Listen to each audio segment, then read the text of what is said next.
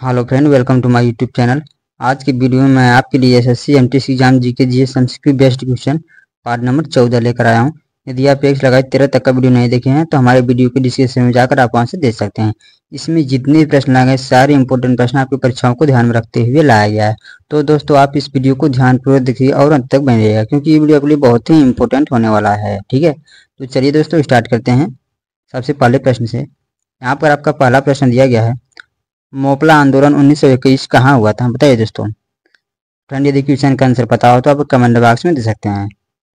Right answer होगा मालाबार में। ठीक है, और मालाबार कहाँ है दोस्तों? तो केरल में है। ठीक है, चलिए इसके इंपोर्टेंट पॉइंट देख लेते हैं, आपको एक्स्ट्रा जानकारी मिल जाएगी।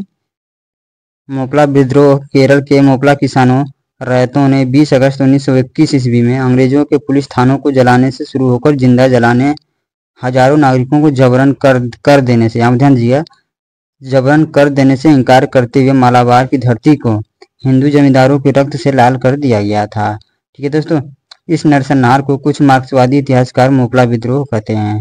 जब ये हुआ था विद्रोह, तो उसमें जो किसान थे उनके रक्त को बहुत काटपीट हुआ था, बहुत ज्यादा रक्त बहा था किसानों का। ठीक है दोस्तों, तो आप इस पॉइंट को याद रखिएगा, बहुत ही इंपॉर्टेंट है। 20 अगस्त 1921 को हुआ था, कहाँ पर? मालाबार में हुआ था। और मालाबार कहाँ पर है? तो केरल में है। ठीक है, इसी को मोपला विद्रोह के नाम से जाना जाता है। ठीक है दोस्तों, तो आप इस पॉइंट को याद रखिए, बहुत ही इंपॉर्टेंट है। चलिए दोस्तों आगे प्रश्न पे चलते हैं। गुलामगिरी का लेखक कौन है? बताइए दोस्तों, निम्न में से गुलामगिरी के लेखक कौन है? तो राइट आंसर होगा ज्योतिबा फुले। ठीक है, option number B correct answer हो जाएगा। चलिए नेक्स्ट है, पागलपंथी विद्रोह वस्तुतः एक विद्रोह था। बताइए दोस्तों किसका था? भीलों का था, या गारों का था, या गोंडों का था, या कोलियों का था? बताइए दोस्तों। तो राइट आंसर होगा गारों का था। ठीक है, option number B correct answer हो जाएगा। चलिए इसके इंपोर्टेंट पॉइंट देख लेते हैं, आपको प्रश्न समझ में आ जाएगा। पागलपंथी विद्रोह का आगाज बंगाल में हुआ था। ठीक है दोस्तों, जो कि एक अर्धधार्मिक संप्रदाय था। इस संप्रदाय को करमशाह द्वारा चलाया गया था।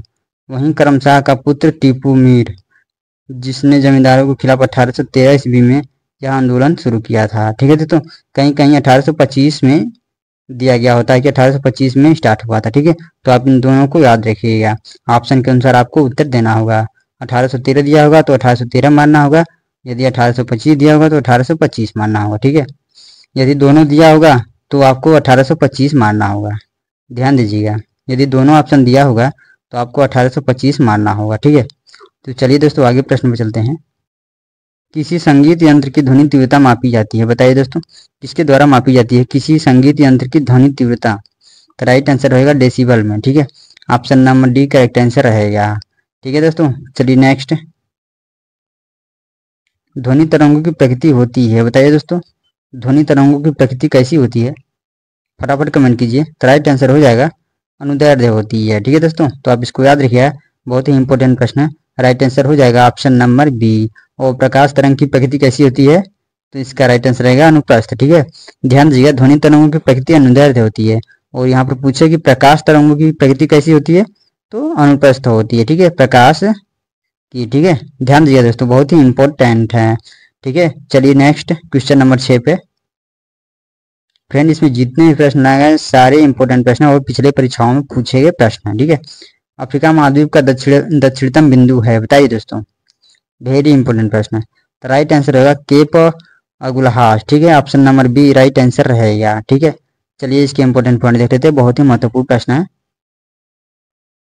यहाँ पर आपको दिया गया है, अफ्रीका महाद्वीप का सबसे दक्षिणतम बिंदु केप अगुलहास है। यह दक्षिण अफ्रीका के केप टाउन से 109 मील अर्थात 176 किलोमीटर दक्षिण पूर्व में स्थित है। ठीक है, केप अगुलहास का नाम पुर्तगाली भाषा में सुइयों के लिए है।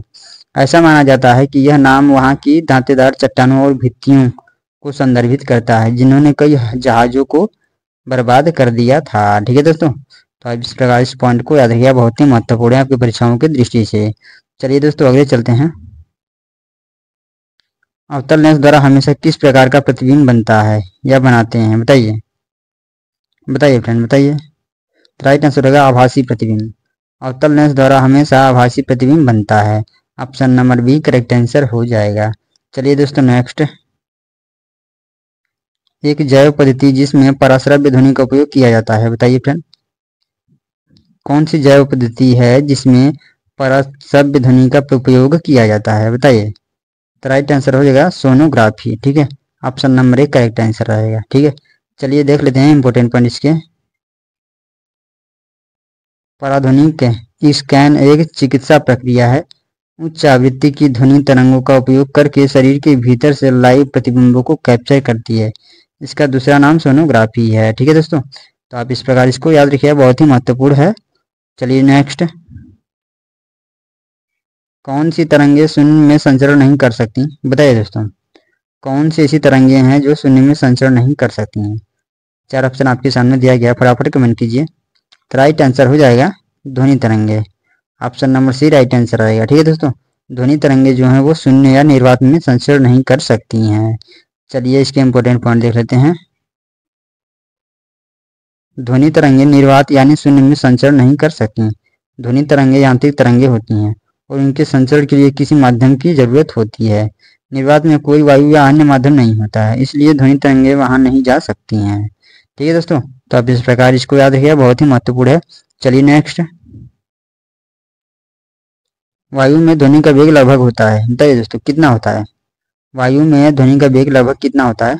यहाँ पर दिया है लगभग, वैसे तो होता है 343। ठीक है, 343 मीटर पर सेकेंड होता है ध्वनि का वेग। ठीक है, तो बताइए दोस्तों लगभग में कितना होगा? यहाँ पर ऑप्शन के अनुसार उत्तर देना है। यहाँ पर आपको ऑप्शन के अनुसार उत्तर देना है। 330 मीटर पर सेकेंड होगा। ठीक है, यहाँ पर राइट आंसर रहेगा ऑप्शन नंबर ए। वैसे रियल में होता है 343 मीटर पर सेकेंड। ठीक है दोस्तों, तो ध्यान दीजिएगा, ऑप्शन के अनुसार आपको प्रश्न का उत्तर देना है। चलिए दोस्तों क्वेश्चन नंबर 11 पर। ध्वनि तरंगे सर्वाधिक तीव्र गति से चलती हैं? बताइए दोस्तों किस में चलती हैं? फटाफट कमेंट कीजिए। तो राइट आंसर हो जाएगा ठोस में। ऑप्शन नंबर 1 करेक्ट आंसर है। ध्वनि तरंगे जो होती है वो सर्वाधिक ठोस में तीव्र गति से चलती हैं। ठीक है, चलिए नेक्स्ट। तपोवन और विष्णुगढ़ जल विद्युत परियोजना कहाँ अवस्थित है या कहाँ स्थित है? बताइए दोस्तों। तो राइट आंसर हो जाएगा इसका उत्तराखंड में स्थित है। Option number C right answer हो जाएगा। चलिए इसके इंपोर्टेंट पॉइंट देख लेते हैं। तपोवन विष्णुगढ़ पावर प्लांट भारत के उत्तराखंड के चमोली जिले में धौलीगंगा नदी पर बनाई गई है। ठीक है, 520 मेगावाट रन ऑफ रिवर परियोजना है। ठीक है दोस्तों, तो आप इसको भी याद रखिए, बहुत ही महत्वपूर्ण है। चमोली जिले में, उत्तराखंड के चमोली जिले में धौलीगंगा नदी पर बनाई गई है। ठीक है, 520 मेगावाट रन ऑफ रिवर परियोजना है ये। चलिए नेक्स्ट। निम्नलिखित नदी घाटी परियोजनाओं में से किस एक का लाभ एक से अधिक राज्यों को प्राप्त होता है? बताइए दोस्तों, किस नदी घाटी परियोजना का लाभ एक से अधिक राज्यों को प्राप्त होता है? बताइए। राइट आंसर रहेगा चंबल घाटी परियोजना। ऑप्शन नंबर 1 करेक्ट आंसर रहेगा। चलिए वो देख लेते हैं किस प्रकार प्राप्त होता है। चंबल परियोजना भारत की नदी घाटी परियोजनाओं में से एक है। इस परियोजना के अंतर्गत 3 बांध है। कितने बांध है दोस्तों? 3 बांध, 5 बिजली घर और एक बड़ा बैराज बनाया गया है। यह परियोजना मध्य प्रदेश व राजस्थान की सरकार का संयुक्त उपक्रम है। ठीक है दोस्तों, तो ध्यान दीजिएगा, बहुत ही इंपॉर्टेंट है आपकी परीक्षाओं के लिए। ये प्रश्न अक्सर परीक्षा में पूछा जाता है। ठीक है, चलिए नेक्स्ट। नागार्जुन सागर परियोजना किस नदी पर स्थित है? बताइए दोस्तों, वेरी इंपॉर्टेंट प्रश्न है। तो राइट आंसर होगा कृष्णा नदी पर स्थित है। Option number D right answer रहेगा। ठीक है दोस्तों, चलिए नेक्स्ट। होलकर ट्रॉफी किस खेल से सम्मानित है? होलकर ट्रॉफी किस खेल से सम्मानित है? बताइए दोस्तों। तो राइट आंसर रहेगा ब्रिज खेल से संबंधित है। Option number B right answer रहेगा इस प्रश्न का। ठीक है दोस्तों, होलकर ट्रॉफी जो है वो ब्रिज खेल से संबंधित है। ठीक है, चलिए नेक्स्ट। निम्न ग्रैंड स्लैम टाइटल में से किसे रोलैंड गैरोस टाइटल भी कहा जाता है? बताइए दोस्तों, वेरी इंपोर्टेंट प्रश्न, बताइए फटाफट। राइट आंसर हो जाएगा फ्रेंच ओपन को कहा जाता है। Option number B correct answer रहेगा। ठीक है दोस्तों, चलिए नेक्स्ट। विश्व में मैदानों का सर्वाधिक विस्तार किस महाद्वीप में है? बताइए फ्रेंड। तो राइट आंसर रहेगा यूरोप महाद्वीप में है। Option number B correct answer रहेगा। सर्वाधिक विस्तार जो है वो यूरोप में है। ठीक है, यूरोप महाद्वीप में सर्वाधिक मैदान जो है ना वो यूरोप महाद्वीप में पाए जाते हैं। ठीक है, तो आप इस पॉइंट को भी याद रखिए, बहुत ही महत्वपूर्ण है। चलिए नेक्स्ट। किस महाद्वीप को पठारी महाद्वीप बोलते हैं? बताइए दोस्तों, किस महाद्वीप को पठारी महाद्वीप बोलते हैं? तो राइट आंसर होगा अफ्रीका महाद्वीप को पठारी महाद्वीप बोला जाता है। Option number D correct answer रहेगा, क्योंकि दोस्तों यहाँ पर अफ्रीका महाद्वीप में सबसे ज्यादा पठारी क्षेत्र पाए जाते हैं। ठीक है, सबसे ज्यादा पाए जाते हैं। प्रत्येक महाद्वीप से ज़्यादा पाए जाते हैं अफ्रीका महाद्वीप में पठारी क्षेत्र, इसलिए इसको पठारी महाद्वीप बोला जाता है। ठीक है, तो आप इस पॉइंट को याद रखिएगा, बहुत ही महत्वपूर्ण है आपकी परीक्षा के दृष्टि से। ठीक है दोस्तों, चलिए नेक्स्ट, छाऊ किस राज्य का प्रसिद्ध लोक नृत्य है, बताइए दोस्तों। तो राइट आंसर होगा झारखंड का, option number C correct answer हो जाएगा। ठीक है दोस्तों, चलिए नेक्स्ट, बच्चा नगमा किस राज्य के पुरुषों का प्रमुख लोक नृत्य है, बताइए फ्रेंड, वेरी वेरी इंपॉर्टेंट प्रश्न है। राइट आंसर होगा हिमाचल प्रदेश। ठीक है, option number B correct answer रहेगा, हिमाचल प्रदेश की सबसे प्रमुख लोक नृत्य है। ठीक है, बच्चा नगमा। ठीक है दोस्तों, चलिए नेक्स्ट, अग्नि निर्जा रोग किससे संबंधित है, बताइए दोस्तों। चार ऑप्शन आपके सामने दिया गया है, सेब से है, नारियल, सॉरी सेब, नारंगी, अंगूर और नारियल, बताइए दोस्तों, बताइए फटाफट कमेंट कीजिए। तो राइट आंसर होगा सेब से संबंधित है। ठीक है, ये जो रोग है ना अग्नि निर्जा रोग जो है वो अधिकतर सेब में लगता है, option number A correct answer रहेगा। चलिए इसके देख लेते हैं इंपोर्टेंट पॉइंट, आपको समझ में आ जाएगा। यहाँ पर दिया गया है, यह एक आम और बहुत विनाशकारी जीवाणु रोग है। ठीक है, जो सेब और नाशपाती में दिखाई देते हैं। यह जीवाणु इरवेनिया और माइलोबोरा के कारण होता है। यह रोग फूल, फल, टहनियों, शाखाओं और पूरे सेब के पेड़ को नष्ट कर देता है। ठीक है दोस्तों, तो आप इस प्रकार इसको याद रखिए। आगे चलते हैं, लाल रतुआ रोग चाय के पौधे का एक रोग है, जिसमें संक्रमित पौधों की पत्तियों पर नारंगी, भूरे और मखमली धब्बे बन जाते हैं। यहाँ पर नेक्स्ट है टिक्का रोग, मूंगफली के पौधों की एक बीमारी है। ठीक है, चलिए आगे चलते हैं। आगे दिया गया आपका हरे रंग की कान की बीमारी किसमें होती है, बाजरा की एक बीमारी है। ठीक है दोस्तों, यहाँ पर भी इसको ध्यान रखिए, हरे रंग की कान की बीमारी जो है वो बाजरा में होने वाली रोग है। ठीक है, बाजरा की एक बीमारी है। चलिए आगे चलते हैं, क्वेश्चन नंबर 22 पर, किस महाद्वीप में एटलस पर्वत स्थित है, बताइए दोस्तों। वेरी इंपॉर्टेंट प्रश्न है, किस महाद्वीप में एटलस पर्वत स्थित है। तो राइट आंसर होगा अफ्रीका महाद्वीप में स्थित है, option number B correct answer रहेगा। चलिए नेक्स्ट फ्रेंड, इसके इंपोर्टेंट पॉइंट देख लेते हैं। एटलस पर्वत अफ्रीका महाद्वीप के उत्तर पश्चिमी कोने में स्थित है। यह पर्वत श्रृंखला मोरक्को, अल्जीरिया और ट्यूनीशिया के देशों से होकर गुजरती है। यह पर्वत श्रृंखला सहारा रेगिस्तान को भूमध्य सागर और अटलांटिक महासागर से अलग करती है। ठीक है दोस्तों, तो आप इन सभी पॉइंटों को याद रखें, बहुत ही महत्वपूर्ण है आपकी परीक्षा के दृष्टि से। चलिए नेक्स्ट, क्वेश्चन नंबर 22, महाद्वीप जिसे the land of the golden fleece के नाम से जाना जाता है, बताइए दोस्तों, किसको जाना जाता है। तो राइट आंसर रहेगा ऑस्ट्रेलिया महाद्वीप को, option number D correct answer रहेगा। ठीक है दोस्तों, चलिए नेक्स्ट, मनुष्य के शरीर में इंसुलिन का निर्माण कहाँ होता है, बताइए फ्रेंड। राइट आंसर होगा अग्नाशय में, अग्नाशय में, हमारे शरीर के अग्नाशय में इंसुलिन का निर्माण होता है। ठीक है, option number C right answer रहेगा। नेक्स्ट, भोजन का पाचन मनुष्य के किस अंग से प्रारंभ होता है, बताइए फ्रेंड, वेरी सिंपल प्रश्न है। राइट आंसर रहेगा मुंह से। ठीक है, option number A correct answer आ जाएगा। भोजन का हम जो पाचन होता है हमारे शरीर से मुंह से प्रारंभ होता है और छोटी आंत में खत्म होता है। ठीक है, ध्यान दीजिएगा, option number A correct answer रहेगा इस प्रश्न का। चलिए नेक्स्ट, स्टेथोस्कोप ध्वनि के किस सिद्धांत पर कार्य करता है, बताइए फ्रेंड। स्टेथोस्कोप ध्वनि के किस सिद्धांत पर कार्य करता है। राइट आंसर रहेगा परावर्तन के सिद्धांत पर, ऑप्शन नंबर ए राइट आंसर रहेगा। ठीक है दोस्तों, चलिए नेक्स्ट, क्वेश्चन नंबर 27, भारत की सबसे पुरानी हॉकी टूर्नामेंट कौन सी है, वेरी वेरी इंपॉर्टेंट प्रश्न फ्रेंड, बताइए। तो राइट आंसर रहेगा वेटन cup, option number A correct answer रहेगा। चलिए इसके इंपोर्टेंट पॉइंट देख लेते हैं, आपको समझ में आ जाएगा प्रश्न।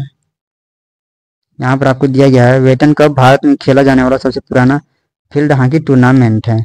इसे वर्ष 1895 ईस्वी में स्थापित किया गया था। ठीक है दोस्तों, आइए देख लेते हैं खेल और महत्वपूर्ण कप और ट्रॉफियाँ। ठीक है, चलिए देख लेते हैं इसके। यहाँ पर दिया है हॉकी से संबंधित कितने कप हैं, आगा खां कप, ध्यानचंद्र ट्रॉफी, सुल्तान अलजान शाह कप, रंगास्वामी कप। ठीक है, और यहाँ पर फुटबॉल की देख लेते हैं, तो फुटबॉल में डूरंड कप, रोवर्स कप, संतोष ट्रॉफी, बेगम हजरत महल ट्रॉफी। ठीक है दोस्तों, क्रिकेट से संबंधित कौन से ट्रॉफी हैं, Deodhar trophy, Duleep trophy, Irani cup, Ranji cup, Vijay Hazare trophy. लाल टेनिस से संबंधित cup, Davis cup, Australian open, French open, Wimbledon, USA open, Hopman cup. ठीक है, तो इन सभी पॉइंटों को याद रखिए दोस्तों, आपकी परीक्षाओं के लिए बहुत ही इंपॉर्टेंट है, और इसमें से तो 1-2 प्रश्न निश्चित ही पूछे जाएंगे हर एक प्रश्न में, सॉरी हर एक परीक्षा में। ठीक है दोस्तों, चलिए दोस्तों आगे चलते हैं। इंदिरा गांधी कप किस खेल से सम्मानित है? बताइए दोस्तों, इंदिरा गांधी स्वर्ण कप किस खेल से सम्मानित है? तो राइट आंसर होगा अंतर्राष्ट्रीय हॉकी प्रतियोगिता से सम्मानित है। Option number B right answer रहेगा। ठीक है दोस्तों, चलिए इसके इंपोर्टेंट पॉइंट देख लेते हैं। भारत के पूर्व प्रधानमंत्री को श्रद्धांजलि देते हुए इंदिरा गांधी गोल्ड कप अंतर्राष्ट्रीय महिला हॉकी टूर्नामेंट को 9 साल के अंतराल के बाद 2005 में बहाल किया गया था। ठीक है दोस्तों, तो आप इस प्रकार इसको याद रखिएगा, बहुत ही महत्वपूर्ण है। चलिए नेक्स्ट क्वेश्चन नंबर 29, अष्टांगिक मार्ग किस धर्म से संबंधित है? बताइए दोस्तों, वेरी इंपॉर्टेंट प्रश्न है, बताइए। राइट आंसर हो जाएगा बौद्ध धर्म। Option number B correct answer रहेगा। ठीक है दोस्त, चलिए नेक्स्ट, पुष्टि मार्ग के दर्शन की स्थापना किसने की थी? बताइए दोस्तों, पुष्टि मार्ग के दर्शन की स्थापना किसने की थी? राइट आंसर है Vallabhacharya. Option number D right answer रहेगा। ठीक है, चलिए इसके इंपोर्टेंट पॉइंट देख लेते हैं। लास्ट क्वेश्चन है ये, यहाँ पर आपको दिया गया है, पुष्टि मार्ग दर्शन की स्थापना तेलुगु वैदिक ब्राह्मण वल्लभाचार्य ने की थी। वल्लभाचार्य शुद्धाद्वैतवाद के प्रचारक भी थे। पुष्टि मार्ग कृष्ण की आराधना का एक रूप है। इसे वल्लभ संप्रदाय या वैष्णववाद के नाम से भी जाना जाता है। ठीक है दोस्तों, तो आप इस प्रकार इन सभी पॉइंटों को याद रखिए, बहुत ही महत्वपूर्ण है। इसमें 30 प्रश्न दिया गया था। आप कमेंट करके जरूर बताइएगा कि आपके कितने प्रश्नों का आंसर सही हुआ। फ्रेंड आज की वीडियो में बस इतना ही। फ्रेंड मिलेंगे अगली वीडियो में ऐसे वीडियो के साथ, तब तक के लिए थैंक यू सो मच।